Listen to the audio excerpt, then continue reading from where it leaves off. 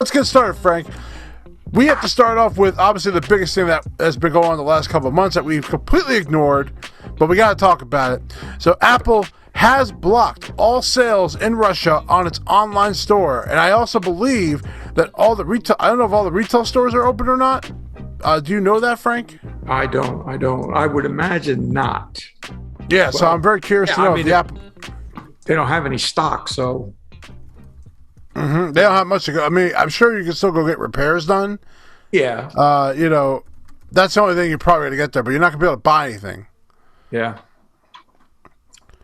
It's a very tough situation over there.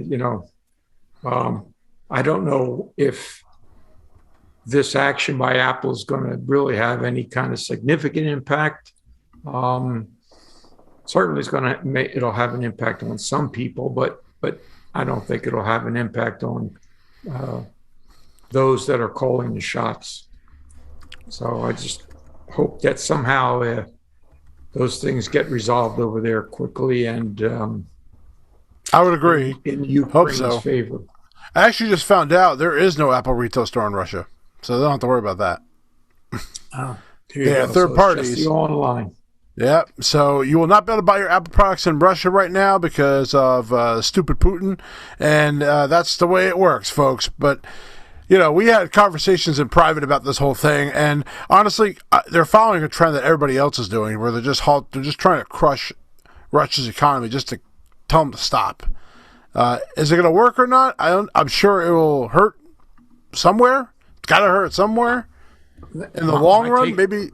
My take on it is with China as an ally, no, it's not going to hurt. It's because Germany, for example, gets, I think it's close to 90% of their energy sources from Russia, oil, gas. Okay. And by not buying Russian oil, the Chinese will say, fine, or they have said, fine, we'll buy as much as you can send to us. So I don't know, but it's a very difficult situation. And, I guarantee you, they're definitely not getting a Zevie over there. Not sponsored, of course. I guarantee they don't have that. Nope. Going back to Apple retail news, that they also dropped the mask mandate. So finally, the trend has been moving in the right direction. Pretty much, you don't have to wear a mask anymore. And pretty soon, airplanes, you don't have to wear a mask anymore, which is going to be even better. I'm not flying until September, but it's exciting. Where are you going in September? Going to Florida, baby. Where you are right now. Going to Daytona Beach, Florida, to see my parents-in-laws. Oh, there you go. But they're not far from where I'm at. Yeah, it'll be Luke's first time on a plane. Oh man, why don't you drive? I'm not driving to Florida. That ain't happen. So not with him in the car. No way. It'd be even worse. So no, thank you. But I'm glad at least they're dropping the mandate. I mean, Apple was pretty on top of it. Like, you really had to wear a mask no matter who came into the store, vaccinated or not. They were very strict on that rule. Right. And they supplied masks. So that was... They did. That was good. But they have to. If you're going to be forced to wear one, you better supply one. Yeah.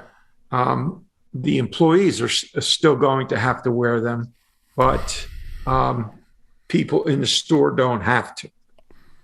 Yeah, I really don't understand that either. I mean, Apple also is planning to resume their creative classes, which I think they're finally starting to do.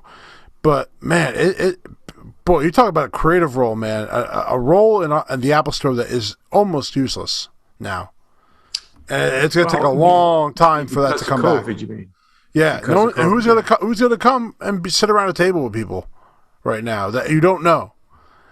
Yeah, the table wasn't even 6 foot long, so you couldn't stay 6 feet apart. No, exactly. Exactly. That's what makes it even harder. So, yeah, good luck, creative world. You never You remember those sessions where we used to have 8 and 10 people crowded around that table? Oh my God! Well, if you went to a bigger Apple store, it was great, but when you go to a smaller one, you can't do the same kind of sessions. In fact, you have to limit them. That's where where 1-to-1 was valuable, was the 1-to-1. It was a smaller. I still do not get why Apple does not have that in their stores. I know that most people now know how to use Apple products, but my God, it would still make a big difference. Yeah. And then finally, this, interesting this week, which caused like a big outbreak, Apple had a knockout of iCloud, App Store, and other services went offline. This was on Monday, on March 21st. There was a significant blackout. A lot of things went offline. Pretty much Apple Maps, Music, Apple News, Apple TV Plus, iCloud, the App Store, Apple Store, iMessage, and even Find My Phone were all affected. People could not make purchases, download apps, update the phone. So it was a pretty significant outage that affects a lot of people. Yeah. Well, I mean, that's business as usual, right? Right. I mean, how many times when we were in the store when, a system would go down? From a retail side, yes. Yeah. I mean, there were times we couldn't. I remember we still had to pull out the old credit card. We had to scan the credit card. That had to happen sometimes when we were down. Or we just didn't sell anything. There was a time I remember we didn't even Quicker Bridge didn't even sell anything. They said we can't sell you anything. I don't think our boss would not even want to pull those out, even though that probably is an option. Yeah. He doesn't even want to bother pulling that out. Well, I don't think. If you went there today and you showed that equipment to one of the specialists, they wouldn't know how to run it. No way. They don't teach them. They don't teach them how to do that. No. And I don't think it's even something I would think it's a much more of a hassle just to wait it out than to go through that part of it. By the way, on our website, which I'm showing right now, is the system status page. This is actually available for you to go to. It's apple.com/support/system status.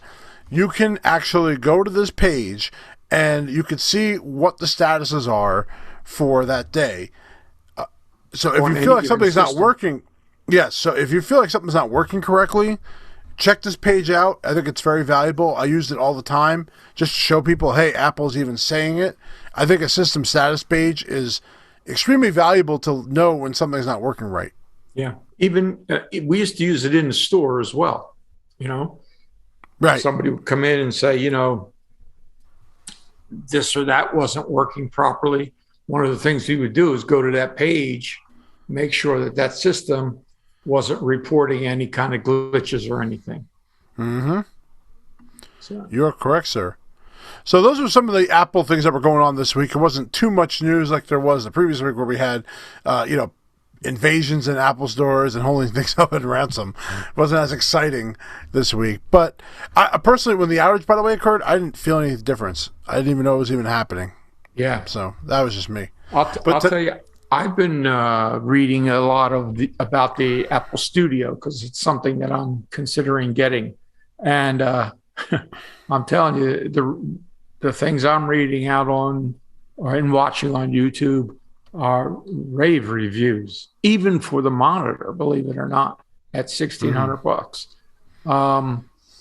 From singer-songwriters, people working in a studio, whether it be art design or music, they're just absolutely loving it.